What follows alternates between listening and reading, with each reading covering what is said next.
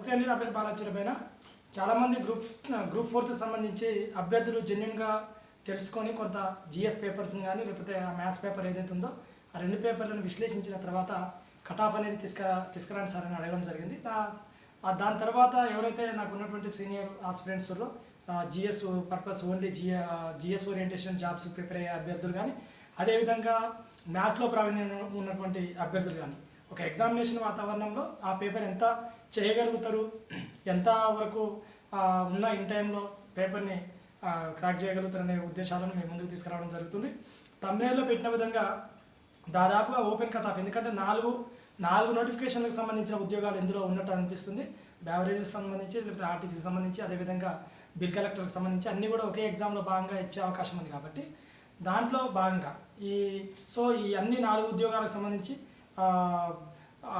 అదేవిధంగా అక్కడ ఉన్నటువంటి ఉమ్మడి జిల్లాలకు సంబంధించిన నోటిఫికేషన్ కాబట్టి పేపర్ అభ్యర్థులు కూడా చాలా చోట్ల నేను స్కోర్ కూడా చూస్తే కూడా అంతా 170, 180 అన్నట్టే చేసినట్టే సమాచారం ఉంది.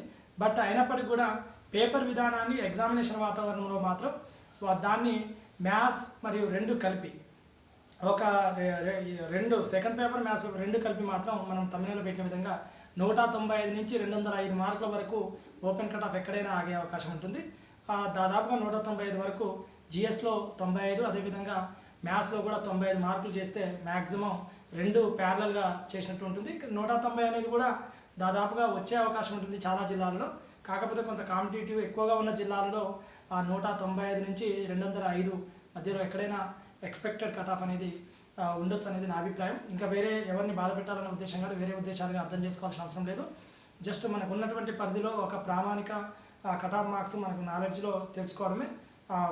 వాస్తవ సమాచారం ఏందనేది తర్వాత ఉద్యోగాలు వచ్చిన తర్వాత అర్థమవుతుంది.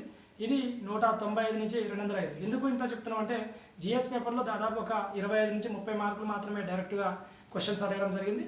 అయినప్పటికీ కూడా కేవలం మ్యాథ్స్ నాలెడ్జ్ లేకుండా జిఎస్ ఓరియంటేషన్ ప్రిపేర్ అయ్యేటటువంటి అభ్యర్థులు మాత్రం 105 నుంచి 115 మధ్యలో ఎక్స్ట్రాడినరీగా స్కోర్ చేసే అవకాశం ఉంది.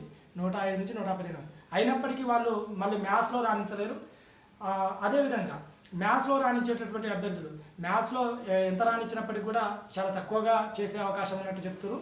ఎందుకంటే 30 మార్కుల వరకు కూడా ఇంగ్లీష్ అనేది 30 మార్క్స్ ఇంగ్లీష్ అనేది ఇవ్వడం జరిగింది. ఒకవేళ నిజంగా 15 మార్క్స్ అయితే మ్యాక్సిమం అభ్యర్థులు బైక్ పెట్టే విధంగా ఉంది అన్నట్టు చెప్పడం జరిగింది.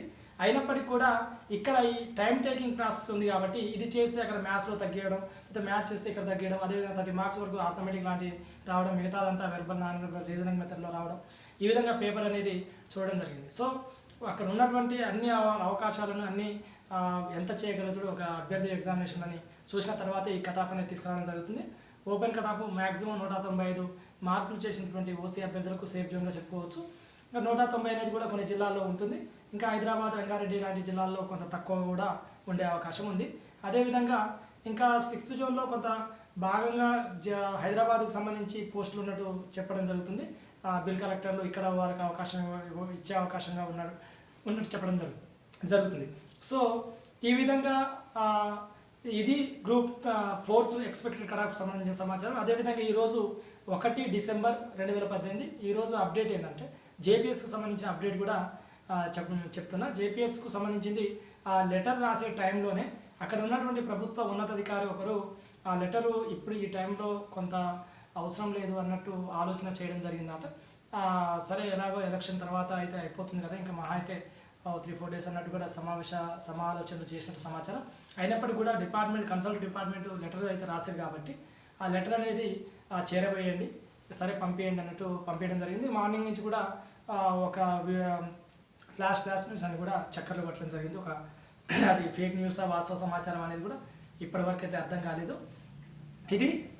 ఇప్పటికి ఇది జేపీఎస్ సంబంధించిన అప్డేట్ సమాచారం. కాబట్టి దాదాపుగా ఎలక్షన్ తర్వాతనా ఎలక్షన్ ముందా రిజల్ట్ ఎప్పుడు వస్తుంది అనేది ఇంకా స్పష్టమైన సమాచారంతో మేము ముందుకు వచ్చే ప్రయత్నం చేస్తాం. ఇంకా చాలామంది క్వశ్చన్లకు కూడా ఆన్సర్లతోటి ఇంకో వీడియో తీసుకొచ్చే ప్రయత్నం చేస్తాం. టైం లేక చేయలేకపోతున్నా. ఇది అండి మీ బాలాచీరపైన మరిన్ని మంచి వీడియోతో మేము ముందుకు వచ్చే ప్రయత్నం చేస్తాం.